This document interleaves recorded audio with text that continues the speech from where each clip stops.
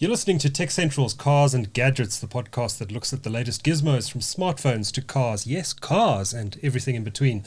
I'm Duncan McLeod, and I'm here for the first time in ages with Nafisa Akabor. How's it, Nafisa? Hi, Duncan. I think the last time we sat together was about 6 months ago. Yeah, it's been a while. It was the Samsung Galaxy Note Plus review. And so it has been 6 months since we did one of these podcasts. Yes. And we're here to do another Samsung device. That's right. Seems we like Samsung. And that Very is topical. The brand new Galaxy Note 20 Ultra. I get confused. Galaxy S20 Ultra. That's right. Which has just been launched in South Africa. And we've got two of them here. We do. Snap. One in each color. Yeah, this one's in black, although it's got a case on it already. So this one's grey. But you've got the grey one. Which one do you prefer? Definitely the grey. I'm a bit over black phones now, so because they're just boring. So yeah. Grey's boring too, though. Why didn't they do good colours in this phone? I mean, grey is boring, but it's better than the black.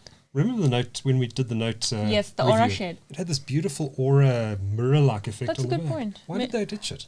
Maybe they want the phone to speak for itself, not the color. It's not about the color. Maybe they're saying this is a serious device. Maybe. But I think it is a bit boring, Samsung. They're probably going to come up with different coloured versions as time goes on. Maybe, because this red seems to be a popular Project Red, and like how Apple has. Yeah. Maybe they'll have a limited edition. So I was due for an upgrade, and I actually got this thing.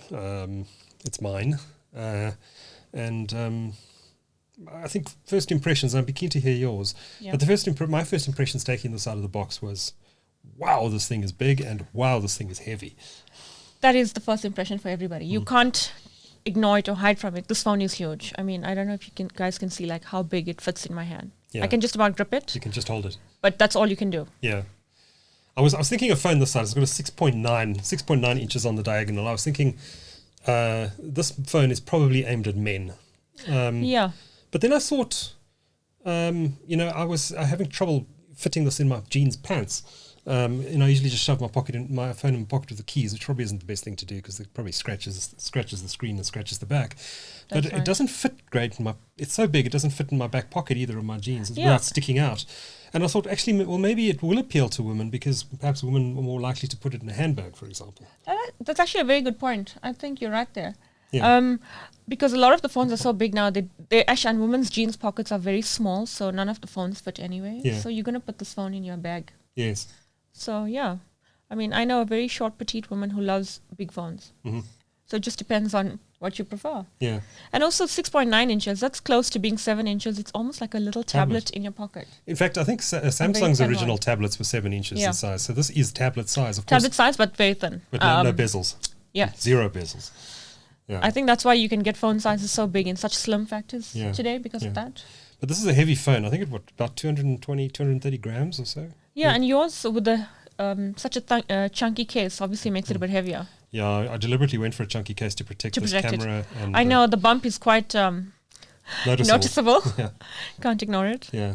But we'll talk about those cameras. I think the bump is justifiable in this case, given what they've packed in here. But you're a fan of smaller phones. Definitely.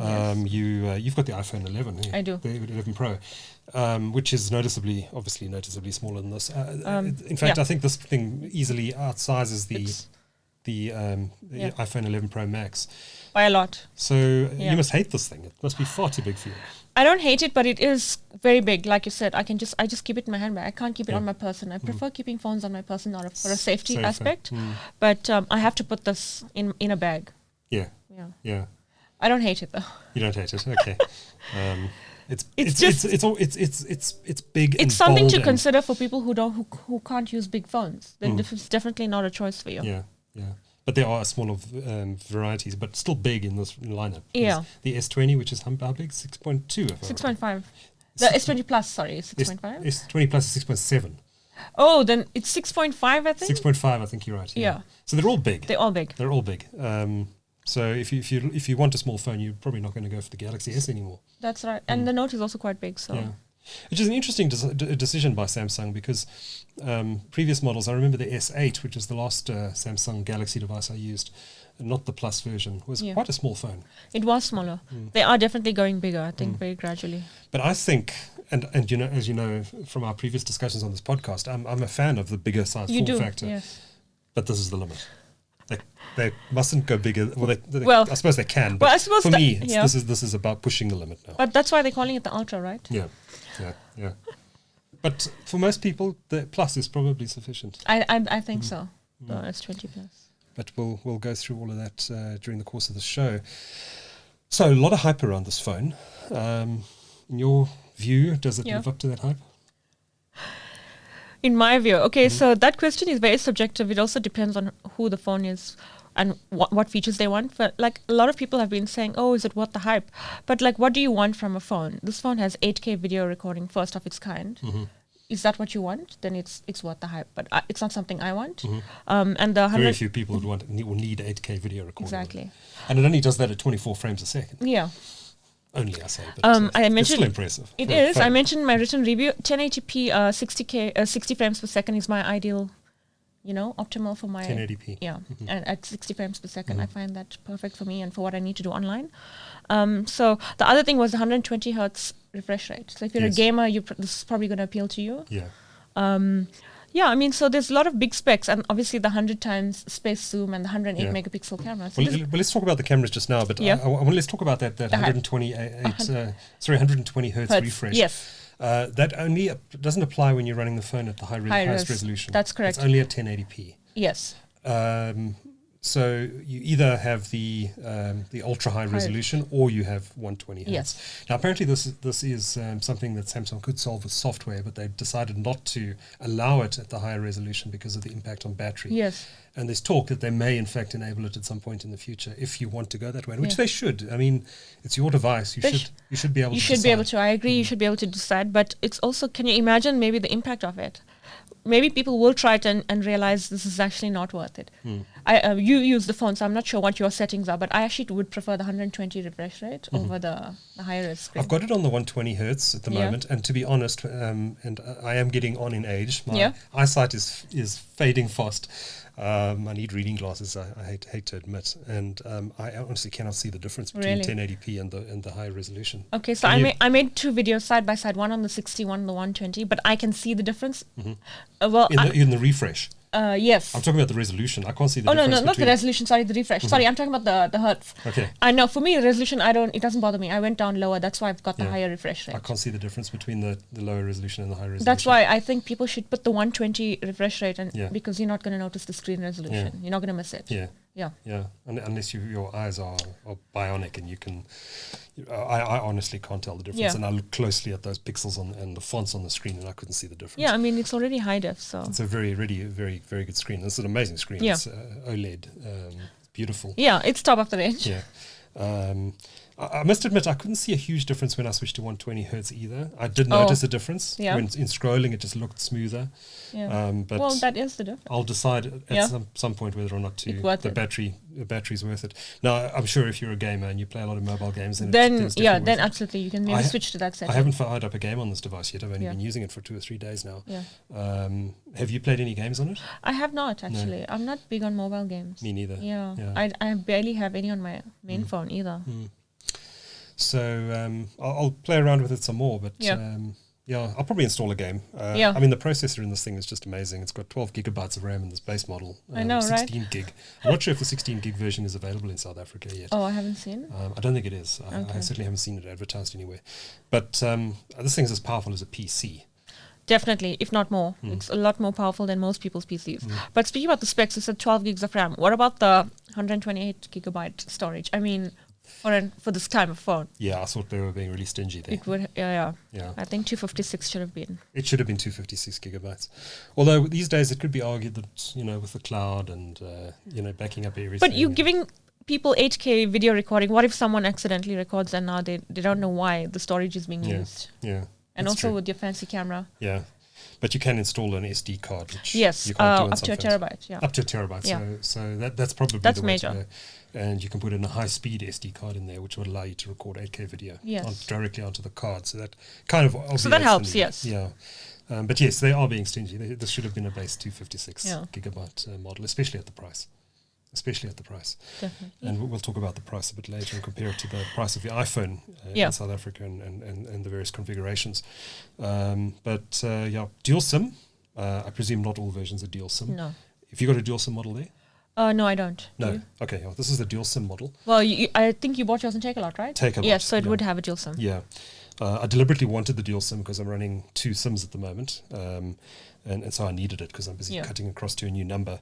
The only downside is that if you're running 2 SIMs in the device, you can't put an SD card in it because it uses the second tray. Similar to Huawei, yeah. Which isn't ideal, but I am slowly transitioning off the old SIM onto the new SIM, so probably in about 12 months I will get rid of that old SIM, and then I'll probably pop an SD card in here. And the 128 gigabytes is probably going to see me over for that period of time. Yes, of course, and if you don't use the cloud already. Yeah, and I can just back it up if I need to. But eventually I will pop probably, 256 gigabytes high-speed SD card. Yes. Although I don't think I'll be recording that much in 8K. No, definitely not. But I probably will do a lot of 4K 60p recording. When you go on your safaris. On my safaris, yeah. Or just using it around press conferences. This thing is actually great just for shooting ad hoc video for YouTube. And for YouTube, exactly. Because, I'd want to record in 4K just to get the best resolution and then crop it down if I need to. We're using a fancy Canon video camera here to record this show for YouTube today, but honestly, we could use this. I'm assuming the Canon doesn't do 8K, right? No, the Canon only does 4K. This is actually more powerful than the Canon, although I'm not sure what it would look like, the ultimate output. But I imagine that this thing would as a whole, it's crazy to think we've got this in our pocket, 12 gigs of RAM, 8K recording. Yeah, that's incredible. It is. Yeah, and for the average person, this is more powerful than a PC. Yes, definitely. Probably not for nerds like us who kit out our computers and put GeForce video graphics cards in them and etc. But for the average person, this will double as a computer. Can you still use the Samsung DeX software with this? I haven't even checked. I actually haven't looked at it. You haven't looked either? No. Not many people use it, but given how powerful they are, I'd imagine that it would work very well with the DeX software. But Samsung doesn't seem to be pushing it so hard anymore. No, maybe because I've noticed in their last few press conferences, they don't focus too much on the features. It's more about the phone and like how it integrates in your life. So I think you noticed in the local launch, it was more about how you can capture video. And I think it's more of an experience now. Yeah. So maybe it's there. We still have to explore it. But would you use it? Probably not, no, because I have a PC. But if I didn't, it would be an option. Yeah, but I think with who they're targeting as well. If you're like a filmmaker or, and you want the 8K feature, you're not really going to worry about DeX, I'd imagine. Yeah. And I suppose you're not getting the full desktop experience. It's kind of an Android type of experience where, I suppose it would run Microsoft Office because Office runs on Android. So maybe not knock it. You could probably do all the work you need to do. Yeah, and also I think last year they even showcased using your social media apps on your desktop because via your phone. So that's cool. Like you can scroll on Instagram on your PC. Yeah. And you can connect this to Windows, I saw in the settings. I haven't done it yet. I presume that's just the Microsoft support for Android software. Yes. I did install that when it first came out and I wasn't particularly impressed. I think it just let you send SMSs from your desktop. Okay, no, that's not useful. Who uses SMS anyway? And with WhatsApp linked on the web. Oh, yes, you don't really need it. Yeah. So I suppose you don't really need the DeX as much. Yeah. So what are some of the other specs? We've got 8K video recording at 24 frames a second, 4K at 60 frames a second, and then you can do slow-mo video as well. Yes. At 1080p. You can do super slow-mo and you can do slow-mo. Super slow-mo is what, 240 frames a second or 120? I think it might have been higher. I think it might have been 240. Yeah. But that's, it's very impressive. Have you used the slow-mo at all? I have. I tested it when there was a thunderstorm a few days ago. Oh, yeah. So I know there's software issues with the camera, but I took 2 videos, one normal slow-mo, one super slow-mo. It's amazing, but it was just overexposed on the super slow-mo. Okay. Yeah. Overexposed, why? Was it I think it needs a fix. No, it was just on the setting. It was an afternoon, 4:00 in the afternoon, and it was looking very washed out. The sky was a bit too bright. Okay. But you could see the raindrops, but it was just like a very overexposed sky. Yeah. I must say, I haven't even had a chance to use the camera on this thing yet. I literally opened it, took a shot with the default camera setting. I'm not even sure which camera it was using, but I haven't had a chance to play with it. I'm going to have a proper poke around this weekend. But you've spent some time in these cameras. Yes. Take us through them. I mean, how many cameras are on this thing? 5? 4? People say 5, but I don't like calling it 5. It's 4 in the back and 1 selfie cam. And there's a time of flight sensor as well. Yes. There's a 108 megapixel sensor, 48 megapixel, and 12. Now, 108 megapixels sounds amazing. Is it really? In my opinion, if you're using the standard camera, you're not really going to tell the difference, like in your daily shooting, because you're looking at these pictures on your phone, or you're sharing them on social media, or your messaging apps. Yeah. So, I mean, look, it's great to have it. It's for cropping, really, isn't it? To get that sort of resolution. It's not too so much because you want to have this massive photograph, but rather because you can crop in a lot. Yes, and also it's important to understand more megapixels doesn't mean better camera. No. So people shouldn't think 108 megapixel. Often it means worse camera. Yeah, you see, so people shouldn't assume, like with all the hype, 108 megapixel camera, but it doesn't mean it's better than another camera with a 12 megapixel, that kind of thing. But they are doing something clever here, and I'm no photographic expert, and I'm going to kind of put the pressure on you right now, because maybe you can explain it, because I've read the reviews and I still don't know exactly what they're doing. But they're doing something called pixel binning. So you take this picture at the 108 megapixel, and then it bins pixels, whatever that means, and spits out a 12 megapixel image that is supposedly much higher quality.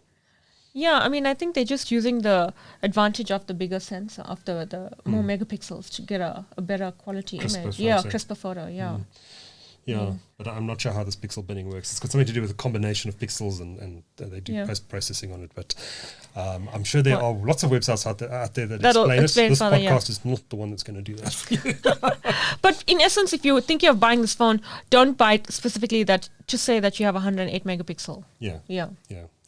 I mean, as a standard camera without any fancy things, it works perfectly well. Yeah. Now, it's got this little fingerprint on the back. It says 100 times space zoom. Yeah. I did try that briefly. I zoomed in at 100 times, and the picture looked absolutely awful. It looked like an oil painting. I had the same experience. There was a bird in my garden. I actually told my husband it looks like it's a paint, like you put a filter on an app. Yeah. And like an oil painting kind of thing. The same with the tree. So for me, and I know whether you noticed, you need a very steady hand, right? Because if you move a slight, but now I obviously I'm not a statue, I can't hold this phone so still, but it's just so bad. Like you need a tripod, and they always say the best phone in that you have is the one that's on you, but nobody carries a tripod, so you're not really going to use this feature as say, let me move out and do my 100 times zoom. I don't think it'll work in that regard. But lower zoom levels is very impressive. Great. The 10, yes, the lossless 10. 10 optical. Optical, yes. And then it does some sort of digital optical processing up to 30. Yeah, but I don't trust those. I'm good with the 10. Okay. Yeah, I wouldn't. I zoomed at 30 and it looked quite good. I already had that movement from just your hand. I get that. Yes. Keep it still. I know what you're talking about. But at 30, there was a bit of oil painting starting to come in, but it was still pretty good. Yeah. But at 10, it was amazing. I liked it. Like for me, optical zoom is what I would use. I don't do digital zoom. Yeah. You can tell the difference. You can. Yeah, and you'd rather crop afterwards. But 10 times optical zoom in a cell phone camera is just incredible. And it's using a periscope camera to do that. Yes. Despite the bump, it's what is a periscope camera? Does it sort of go down at an angle inside the body of the phone? Yes, I think so. Yeah. Using mirrors or something. Like similar to the Huawei. To get that right. Yes. But very impressive stuff. The iPhone, I think, is 3 times optical. 2. Is it only 2? I'm mistaken, okay. I thought they'd put it up to 3.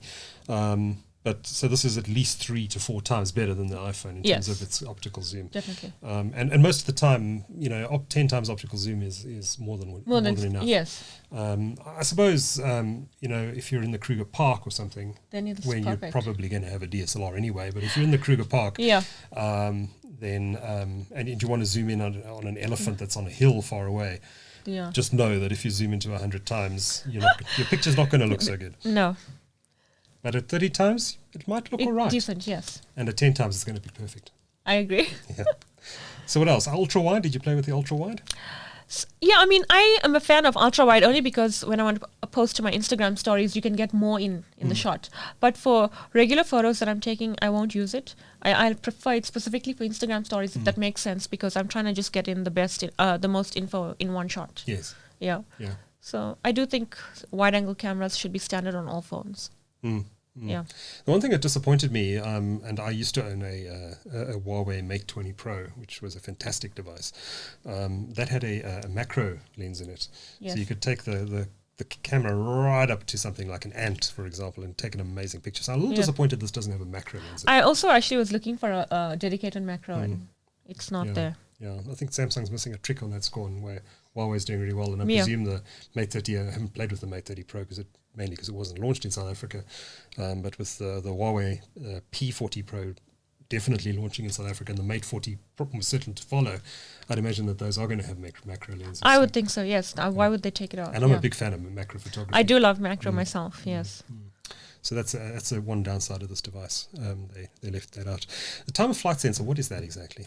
It's like a depth of field. So if you're going to do your fancy bokeh shots or portrait stuff, and if you're like in a restaurant, I like taking my food pictures, and if you only want to focus on the dish and you want the things in the background to be more blurry and out of focus. Yeah, and do you have to do that manually or will it do it automatically? It depends which camera you're on and which mode you're on. Okay. Yeah. Yeah, I'm going to have to spend some time going through the camera settings because I imagine there's a lot in there that you need to There is, yeah. You just need to go into the right mode. Yeah. But also, for example, the food mode, I just find it spruces it up too much. Like, I don't want it that much saturation and color. Yeah.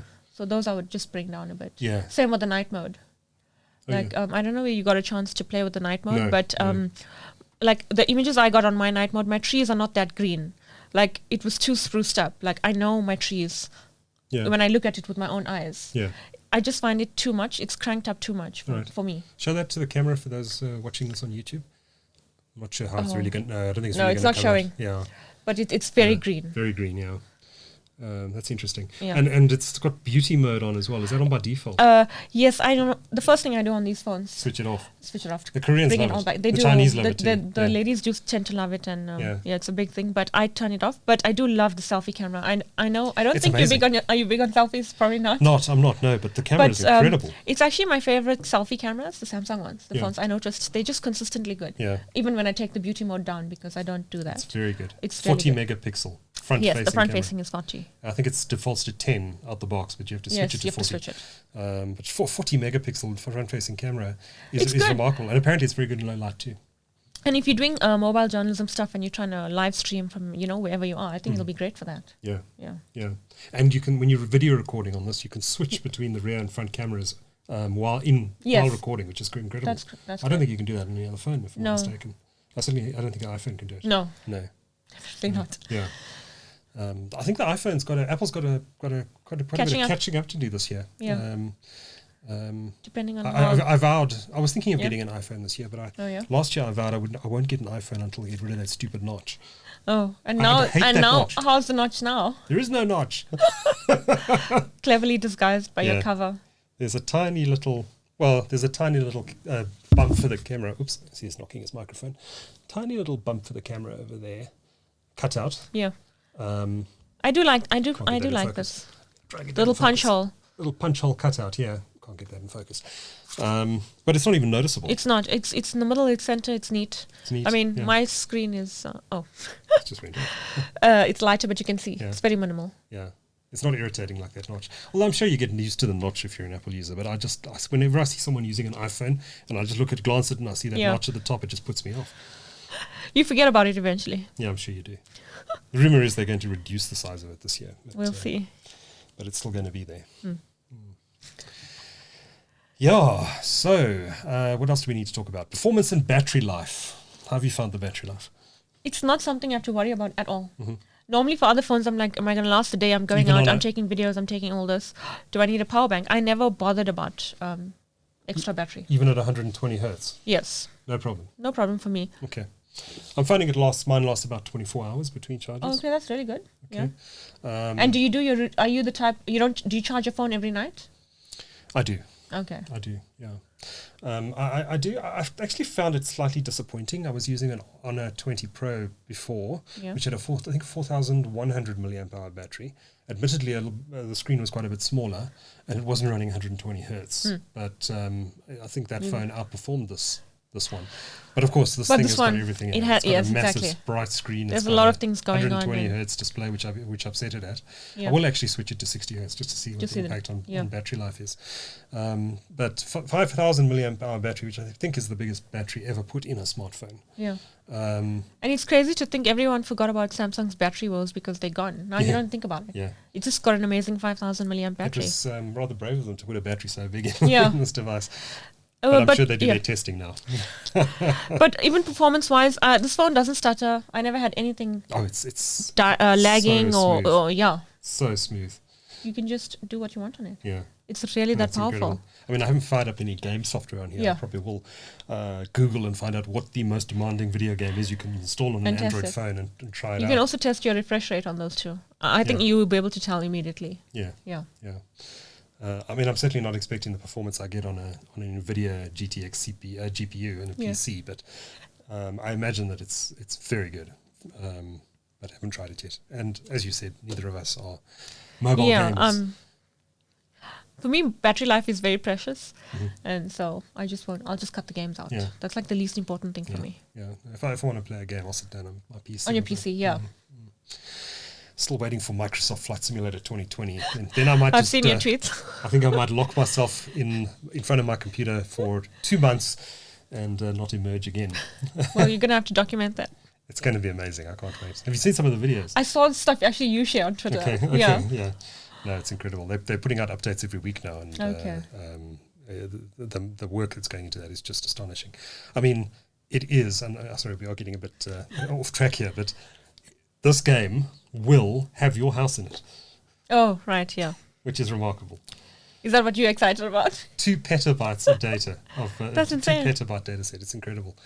But we are getting off track. I wonder if it'll run on the Samsung Galaxy S20 Ultra. Yeah, somehow I don't think Microsoft's going to be developing their games for Android. Yeah. Performance and battery life, we've covered that. And I think that leaves only one more thing to talk about, and that is the price. Starts at 26,999.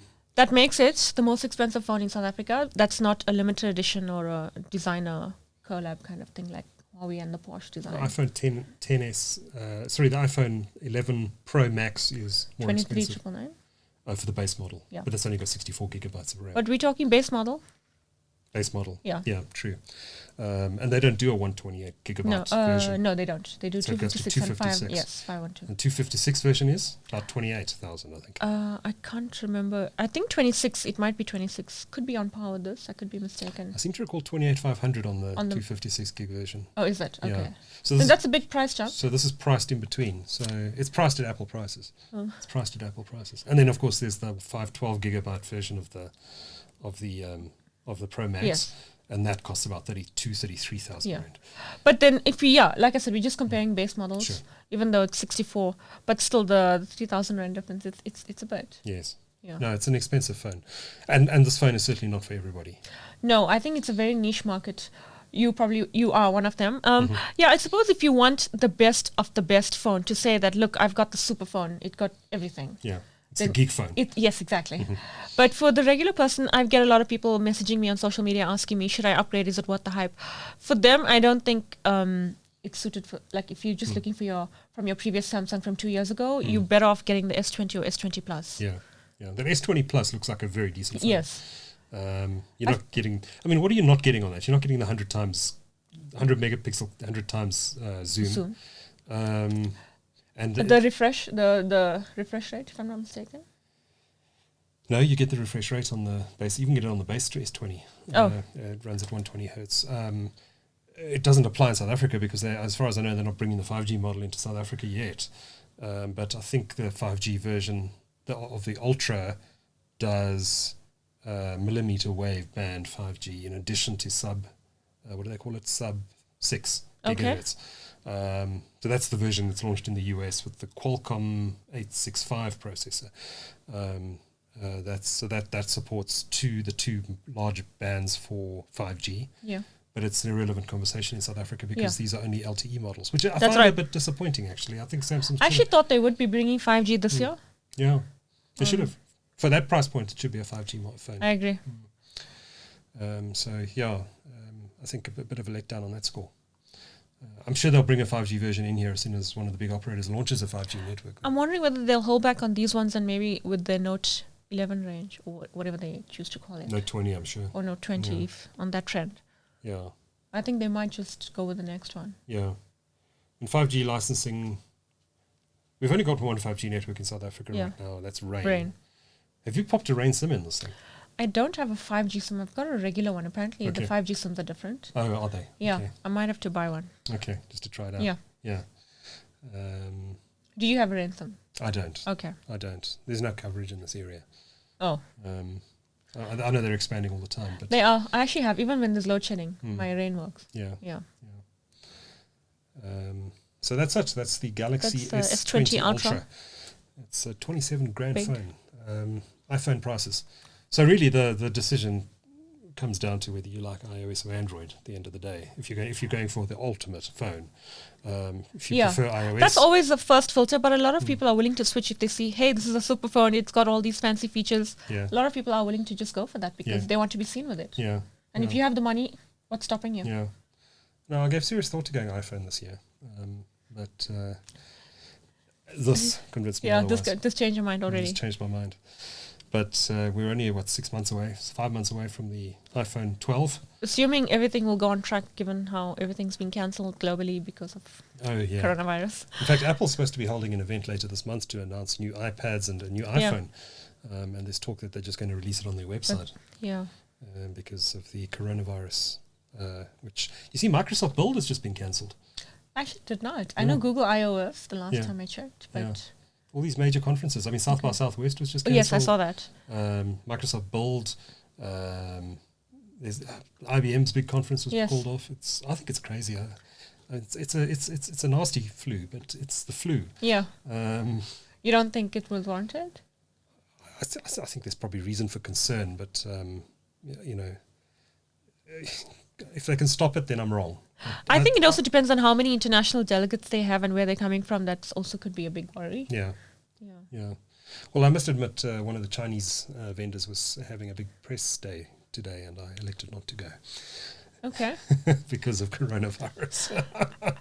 Well, I went into Huawei's offices a few weeks ago, and the security guard was wearing a mask and taking everyone's temperatures. Yeah, that happened to me. I was also there. Yeah. That was for the. I think we saw each other at that press conference. That was where they were talking about the HMS. Oh, HMS. Okay, yes, that's right. Yeah, and they pointed to the thermometer at your head. You're okay, go through. But I just walked into the building. But it is a bit disconcerting when the security guard is wearing a mask. Yeah, I felt that. Yeah. Anyway, that was Cars and Gadgets, where we discussed everything from coronavirus to Microsoft Flight Simulator. Oh, and also this phone. And of course, the S20 Ultra. As always, Nafisa, thanks for joining me. If you want to subscribe to us on YouTube, you can just go to youtube.com/TechCentral. You can also find all of our podcasts on your favorite podcatcher, whether it's Apple Podcasts or Spotify or Google Podcasts or Pocket Casts or everything. There's so many of them. Just search for TechCentral, one word. You'll find all our podcasts there, including this one, Cars and Gadgets. So from Nafisa and myself, until next time. Cheers. Bye-bye.